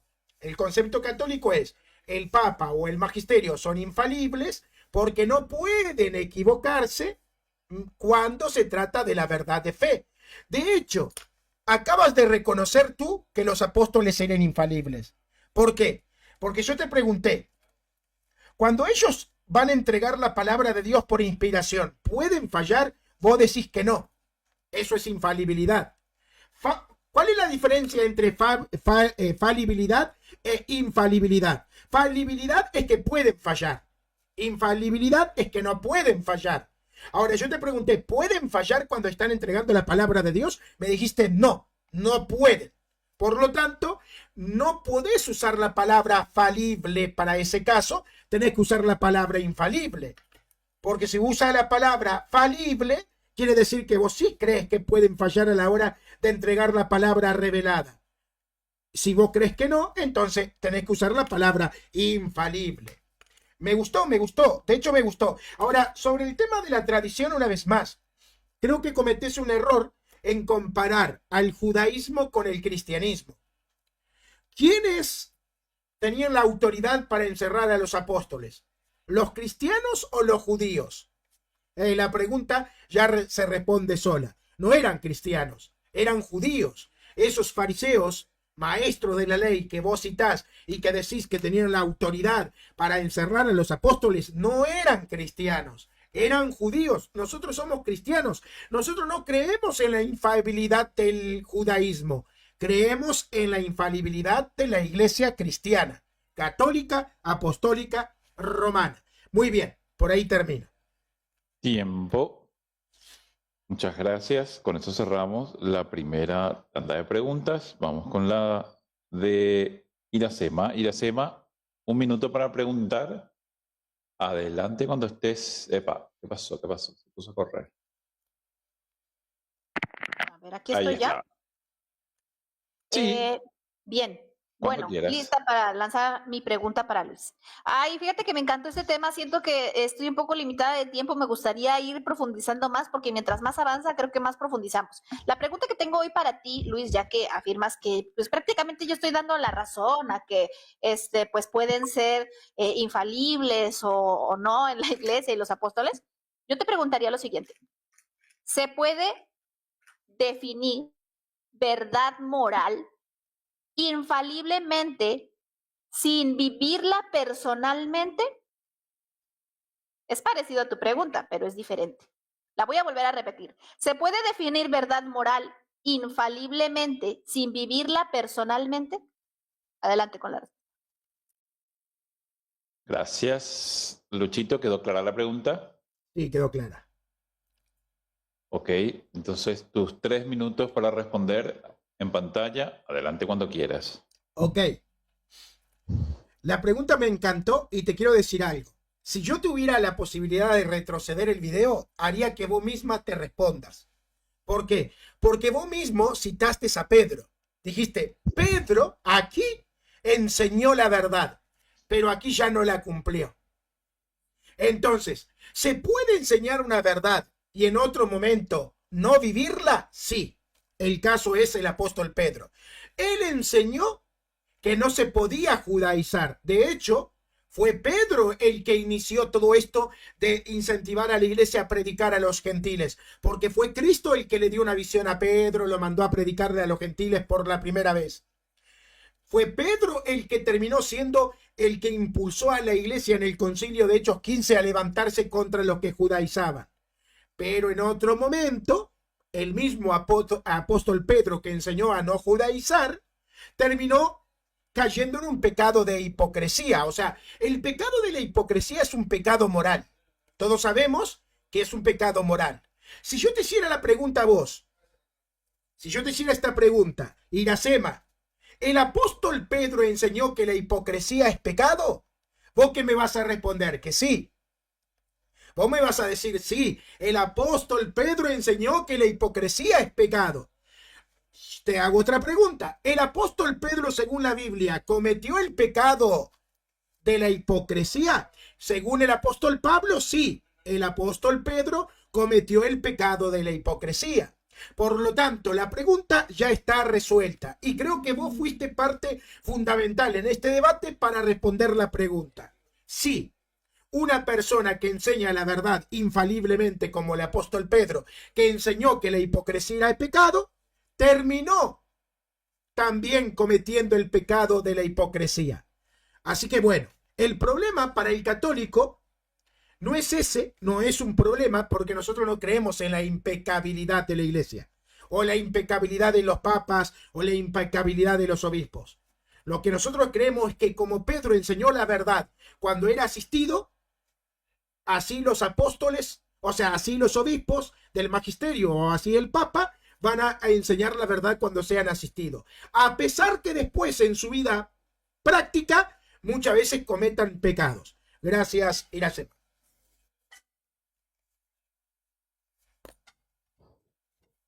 Bueno, te quedaban 30 segundos y los dejas ahí. Los reseteo. Ya perdiste tu oportunidad. Iracema, tus 3 minutos de refutación cuando quieras, adelante. Ok, lista. Bueno, pues la Biblia une el conocimiento y la práctica de manera inseparable. Primera de Juan capítulo 2, versículo 3 al 6, enseña, y en esto sabemos que nosotros le conocemos y guardamos sus mandamientos. El que dice, yo le conozco y no guarda sus mandamientos, el tal es mentiroso. Entonces, la Biblia sí está enseñando que está relacionado y la verdad no está en él, pero el que guarda su palabra, en este verdaderamente el amor de Dios se ha perfeccionado. En esto sabemos que estamos en él. El que dice que permanece en él debe andar como él anduvo. Entonces, conocer a Dios, guardar los mandamientos, decir versus hacer, prueba de verdad espiritualmente que permanecemos en Cristo y por lo tanto estamos con él. En 2 de Pedro capítulo 2, versículo del 1, segunda de Pedro, capítulo 1, versículo 3, como todas las cosas que pertenecen a la vida y a la piedad, nos ha sido dadas por su divino poder mediante el conocimiento de aquel que nos llamó por su gloria y excelencia, por medio de las cuales nos ha dado preciosas y grandísimas promesas para que por ellas llegaseis a ser participantes de la naturaleza divina, habiendo huido de la corrupción que hay en el mundo a causa de la concupiscencia. Vosotros también, poniendo toda diligencia en esto mismo, añadir a vuestra fe virtud, a la virtud conocimiento, cosa que ya habíamos presentado anteriormente, al conocimiento dominio propio y el dominio propio paciencia, la paciencia piedad, a la piedad afecto fraternal y el afecto fraternal amor, porque si estas cosas están en vosotros y abundan, no os dejarán de estar ociosos sin fruto, en cuanto al conocimiento de nuestro Señor Jesús Cristo. Pero el que no tiene estas cosas tiene la vista muy corta, es ciego, habiendo olvidado la purificación de sus antiguos pecados. Por lo cual, hermanos, tanto más procuráis hacer firmes vuestra vocación y elección, porque haciendo estas cosas no caeréis jamás. Segunda de Pedro capítulo 1, versículo 11, porque de esta manera os será otorgada amplia y generosamente entrada en el reino eterno de nuestro Señor y Salvador Jesucristo. Entonces, si por un momento, supongamos que el líder rechazara todo esto, pues corre el riesgo de que no entre en el reino de nuestro Señor Jesucristo. Filipenses capítulo 3, versículo 17, hermanos, sed imitadores, como ya lo presentamos anteriormente, tenemos que imitar los pasos de nuestro Señor Jesús, y en esto radica la falacia expuesta que presenta nuestro hermano Luis, haciendo la defensa de la infalibilidad oficial. ¿Qué quiere decir esto? Bíblicamente, toda autoridad espiritual emana de la relación con Cristo y el carácter transformado. El dogma papal de la infalibilidad reside en el cargo independientemente del carácter, la doble realidad del oficio versus la persona. Bíblicamente, el árbol se conoce por sus frutos, Mateo 7, 15 al 20. El dogma papal, el árbol puede dar frutos malos por declarar doctrinas buenas infaliblemente. Pero el conocimiento y sin la transformación bíblica, que el que dice que permanece en él debe andar como él anduvo. Tiempo. Perdón que te Adelante. corte, pero eran no, está muy bien. 3 minutos. Ya habíamos terminado. Perfecto. Con esto cerramos la primera ronda de preguntas. Vamos a arrancar con la segunda ronda de preguntas. Para ello, Luis, tenés 1 minuto para formular tu pregunta. Un Cuando segundito, un quieras. segundito. Sí, sí, sí, Un sí, sí, segundito sí. antes, me gustaría hacer una interrupción. Me gustaría ir al WC un segundo y regreso. Dale, dale, Adelante. dale, no Entonces, pasa nada, si me esperamos. pueden mientras, solo quiero un momentito, gracias. Dale, dale, dale. Con ganas, sin problema. Mientras tanto, pone una canción ahí, acá. Poné algo ahí movido. Tú les dirías a las montañas, muévanse, ¡Vamos! muévanse, muévanse. Tú les dirías, ¡Esa! muévanse, muévanse, muévanse.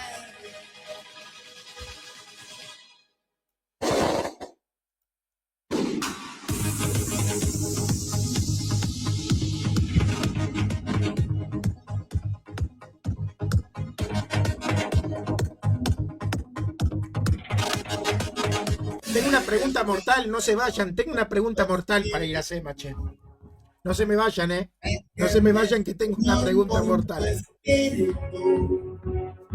Protégeme, Señor. ¡Esa! ¡Protégeme con tu espíritu! ¡Arrasaya! Que me Bueno, protégeme, Señor. Y déjame ¡esa! ¡Bravo! el fuego del tu amor. Bueno, vamos. Bueno, Seriedad absoluta, ya volvimos. Este Preparada es ir a un Sema. canal serio. ok. Bueno, cuando quiera me das el tiempo y arranco. Espero la El orden. tiempo está en pantalla, adelante, tienes 1 minuto para Ok. formular tu pregunta. Yo dije que si Iracema me refutaba hoy, yo me hacía protestante, pero no cualquier protestante, unicitario, como ella, que es unicitaria. Pero que hay un problema, es que yo quedo cada vez más atónito, porque ella misma reconoció que Pedro pecó. Entonces yo le voy a hacer la pregunta, le tengo que hacer la pregunta, porque ella afirmó que Pedro pecó, que estuvo acá guardando la verdad, pero acá ya no guardó la verdad, y que acá era infalible, y que acá pecó. Bueno, entonces la pregunta es, ya que dijiste que es imposible que un árbol dé malos frutos, te voy a hacer la pregunta de forma directa. El apóstol Pedro, que predicó que la hipocresía era pecado, tenía el conocimiento de que la hipocresía era pecado. ¿Cómo es que cometió el pecado de la hipocresía si según vos no es separable? Para vos no puede pasar eso. ¿Cómo es que Pedro sí pecó? ¿Se entendió la pregunta? ¿Se captó? Perfecto. ¿Y la SEMA? ¿Se entendió? ¿Estamos bien? Sí, entendí la pregunta. ¿Cómo es que Pedro pecó? Esa es la pregunta, ¿verdad? ¿Cómo es que Pedro pecó? Muy bien. Es así. Entonces te doy los 3 minutos en pantalla. Cuando quieras, puedes arrancar, que yo le doy play. Adelante. Ok, bueno. ¿Cómo es que Pedro pecó? Vámonos al capítulo que tenemos por acá, de Gálatas capítulo 2. Léanlo esta noche, está maravilloso. Súper recomendado. Vamos a leer un poquito el contexto. Pedro capítulo 2, versículo 11. Cuando Pedro vino a Antioquía, le resistí cara a cara porque era digno de condenar. Perdón, porque era de condenar. Pues antes que viniesen algunos de parte de Jacobo, comía con los gentiles. Pero después que vinieron, se retraía, se apartaba porque tenía miedo de los de la circuncisión. Y en su simulación participaban también los otros judíos, de tal manera que aún Bernabé fue también arrastrado por la hipocresía de ellos.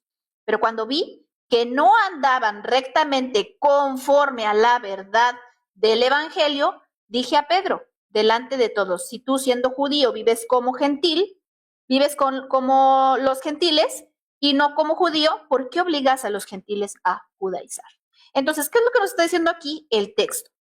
Concretamente está diciendo que sí, andaban hipócritamente porque no podían comportarse aparentemente como judíos, pero quedar bien con los judíos, pero quedar bien pues también con los gentiles, viviendo como los gentiles. Entonces, ¿qué está diciendo aquí? Está diciendo que Pedro, tenía miedo de los de la circuncisión. Y es que si vamos a la tradición y el legalismo, que porque ellos tenían la ley y toda esta vanagloria, que sí, como tú mismo me dijiste, bueno, es que nosotros no decimos que los judíos sean infalibles. Pedro, por la tradición y por costumbre de tener solemnidad ante los judíos. Quiero pensar que les daba ahí un cargo, un lugar, una responsabilidad, y siendo un mal hijo de Dios, cayó en ese momento de apartarse de Dios, porque dice Pablo que no andaba conforme a la verdad, es decir, no estaba en obediencia. Le dio más importancia a la palabra de los hombres antes que a la de Dios. Entonces, eso lo hizo caer en desobediencia y por lo tanto lo hizo un hipócrita para con sus hermanos. Entonces, lo que vemos aquí es que este error es por la propia debilidad del apóstol Pablo, Pedro. Entonces, un cristiano normalmente lucha con dos cosas. La número uno es la debilidad en la carne. Si nuestro espíritu no ora, no adora, no está en comunión con el Señor, nuestro espíritu, nuestra carne, se va al final gobernar a nuestro ser.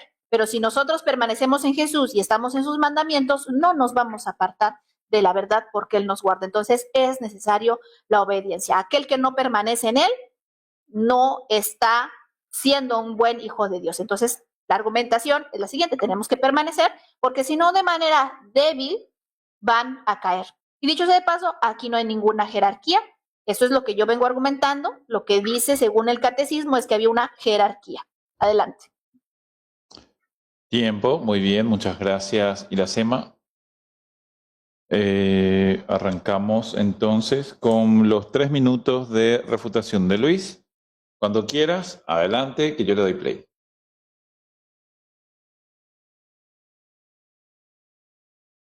No se te escucha. Ahora Luis. sí, ahora sí, ahora sí.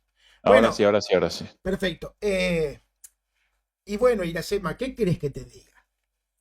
Lo que te puedo decir es que lo que escribiste con la mano lo borraste con el codo. No quiero sonar garrotero, no quiero sonar garrotero.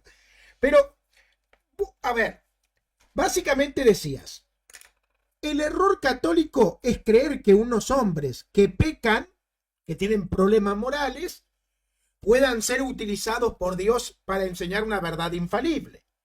Porque el árbol que da un fruto malo es malo. Ok, según esa premisa, nosotros no podríamos creer que el apóstol Pedro entonces fue inspirado. Porque si yo hago una pregunta acá para todos los que están viendo, protestantes, católicos, marcianos chupatierra que puedan estar viendo esto en Saturno, escuchen esto. Si una persona comete el pecado de la hipocresía, en el momento de pecar, de cometer el pecado de la hipocresía, ¿está dando un buen fruto o un mal fruto?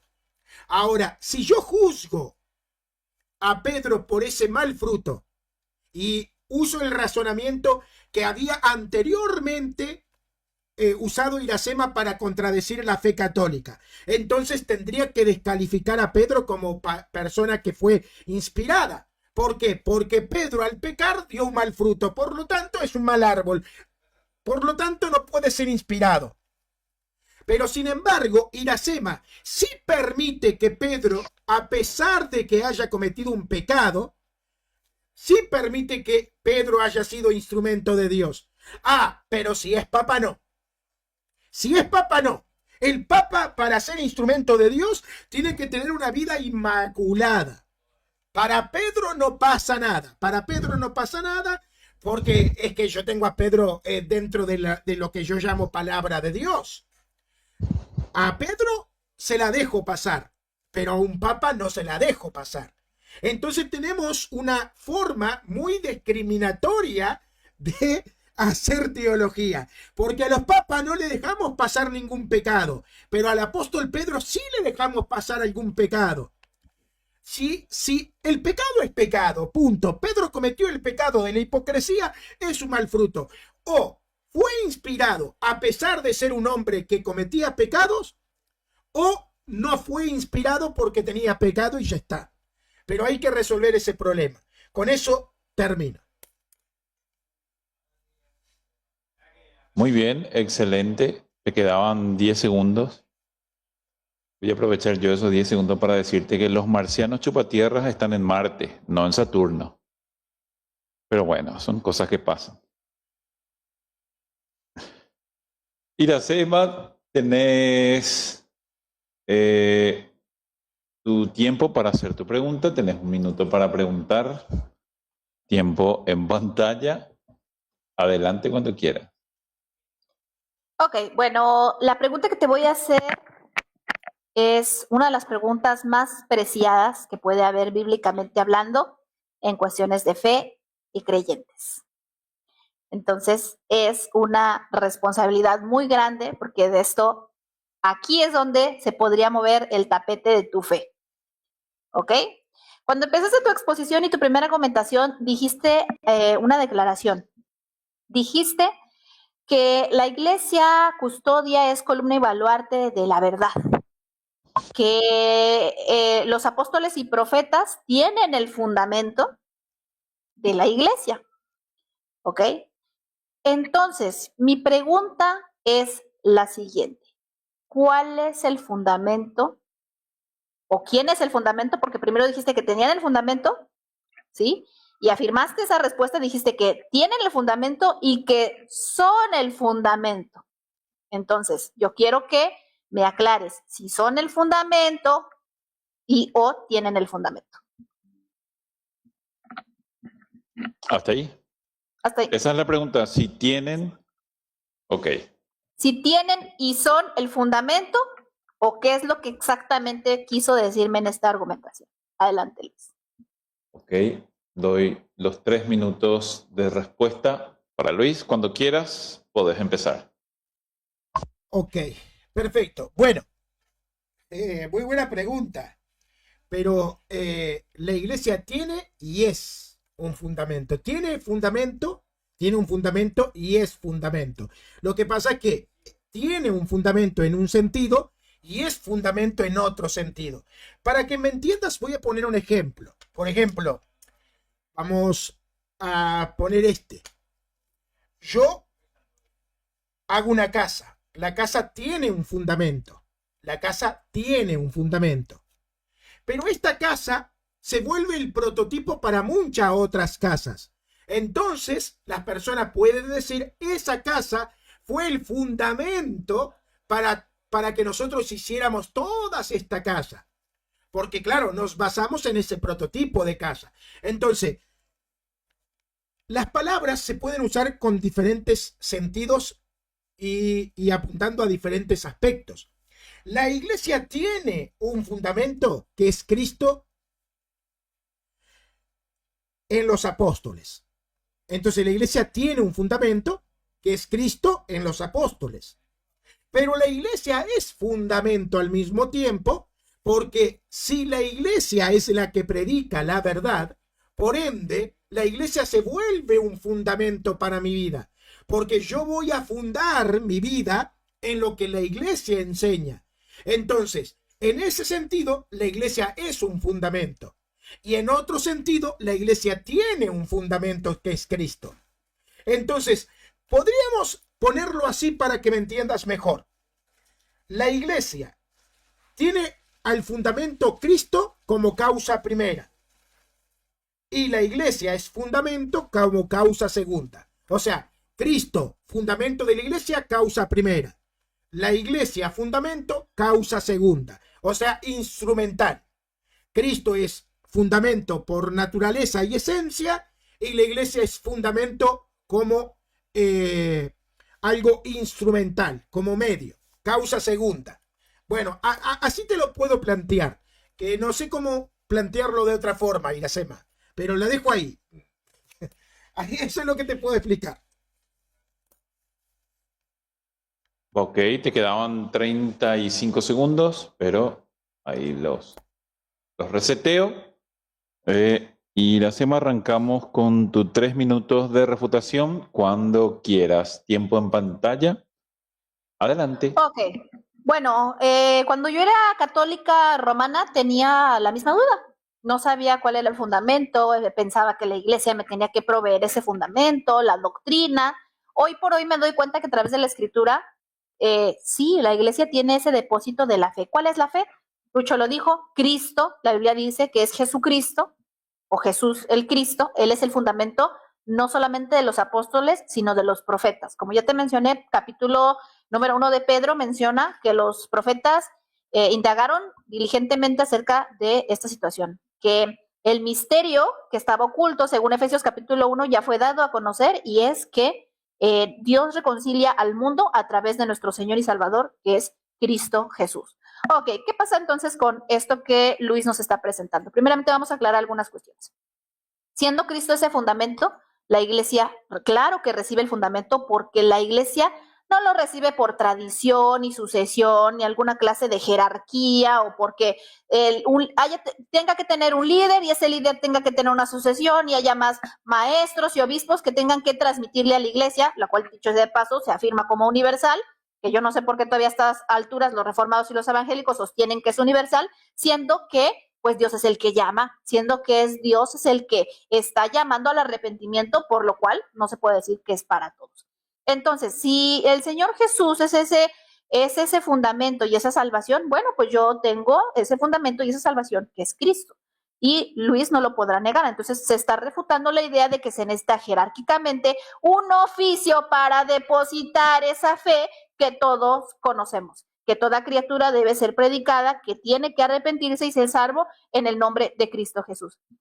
Entonces, cuando Efesios 2, capítulo 20 nos enseña que el fundamento de los apóstoles y de los profetas es siendo Cristo la piedra del ángulo, pues estamos viendo que nosotros tenemos que tener a esa añadidura, a esa enseñanza, porque Él es la cabeza del cuerpo que es la iglesia. Entonces, así es como se anula esa enseñanza de que porque la iglesia tenga jerárquicamente que tener un sistema de un supremo maestro, supremo papa, supremo todo esto, pues viene Cristo de la misma manera que Él es el fundamento a decir que no solo es el fundamento, sino que Él es la cabeza de la iglesia, y esto es irrefutable. Primera de Pedro capítulo 2 versículo 5, vosotros también como piedras vivas, sed edificados como casa espiritual, cosa que me está presentando Luis. Yo, al ser un creyente, seré una casa espiritual porque el Espíritu de Cristo mora en mí. Como yo lo cité al principio de mi argumentación, Romanos capítulo 8, si alguno no tiene el Espíritu de Cristo, no es de Dios. Entonces ya no se vuelve algo institucional, sino algo que se vive y se palpa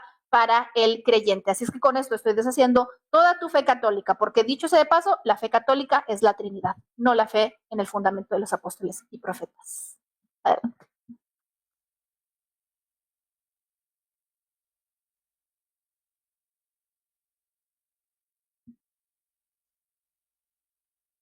Acá, prende el micrófono. Mira que todavía no sé leer los labios. ¿Qué? ¿Cómo qué? Que no sé leer los labios.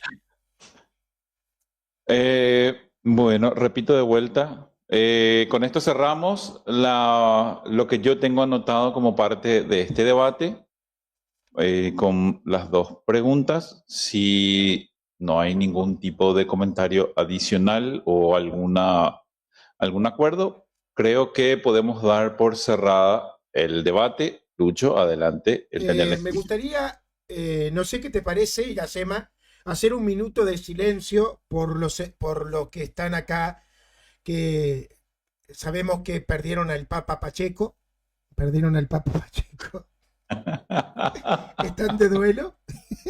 ¿Están de duelo? Hay un grupo que está de duelo y tenemos que hacer un minuto de silencio. Un minuto de silencio por lo que están de duelo porque perdieron al Papa Pacheco. Ya está demasiado. Muy bien. Ahí, para que vean que tenemos caridad, que tenemos amor, ahí está un minuto de silencio para los que perdieron al Papa Pacheco, que lo perdieron por 2 días. Ya va a volver mañana. ¿Ustedes creen que se va a ir de YouTube? Que se va a ir. Bueno, volvemos al debate. Se va a ir. Sí, exacto. Bueno, volvemos al debate que ya terminó. Por mi parte, agradecer a Iracema por aceptar el debate. Me gustó, la verdad, el debate. Estuvo bueno. No hay que ser muy garrotero, aunque a veces somos un poquito garroteros, pero ven, se puede hacer un debate simpático. Así que bueno, Iracema, muchas gracias por mi parte. No, gracias a ti, Luis. Muchas bendiciones para ti y para tu audiencia. Y pues nada, bienvenido a la unicidad. No me podía ir sin decirte esto. No, mira, pues es un gusto compartir con ustedes. Tú y algunos católicos que ya me conocen saben que no los considero mis enemigos, que considero inclusive a hermanos que son de acuerdo a los mandamientos de Dios, así yo los vea que son católicos, yo veo que hay personas que son muy obedientes al Señor. Yo doy gracias a Dios por ello. Conozco muchos, están cerca de mí, están en mi vida diaria y agradezco en todo momento, inclusive personas que me han apoyado en muchos aspectos de mi vida y pues gloria al Señor por eso. Entonces, pues eso es lo único que quisiera añadir para despedirme, es que pues gracias por todo eso y pues decirle a la iglesia, despiértate tú que duermes. Adelante. Ok. Bueno, muchas gracias. Entonces, Yaka, no sé si querés añadir algo más. No, está todo más que dicho. Excelente el debate dentro del marco del respeto, que es lo primordial.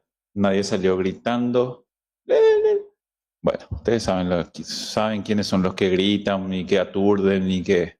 No, es En que fin. miren. Sinceramente, capaz que hay alguna persona que esperaba más garroterismo, pero es que vengo escuchando a unos personajes hace unos días.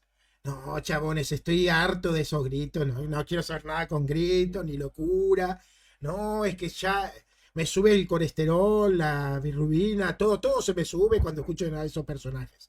Así que tranquilo, dije, voy a tener un debate tranquilo, en paz, nada de locura, que griten lo demás. Así que bueno. Reverendo Burgueño, ¿sí? No seas así, ya, que no seas así, ya está. Bueno, gracias a todos. Dios le bendiga, ¿eh? Me retiro.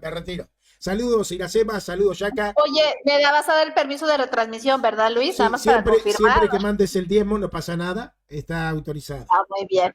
Vale. Un saludo aquí al moderador, que no tengo el gusto de conocerlo, pero muchísimas gracias y una excelente moderación igualmente. Yaka 007 a tu servicio. Bendiciones del eterno Señor Jesús para ti. Pues Muchas bueno, gracias. Poner la Luis. música, Yaka, como siempre. Nos No, vemos. tenemos que cerrar con...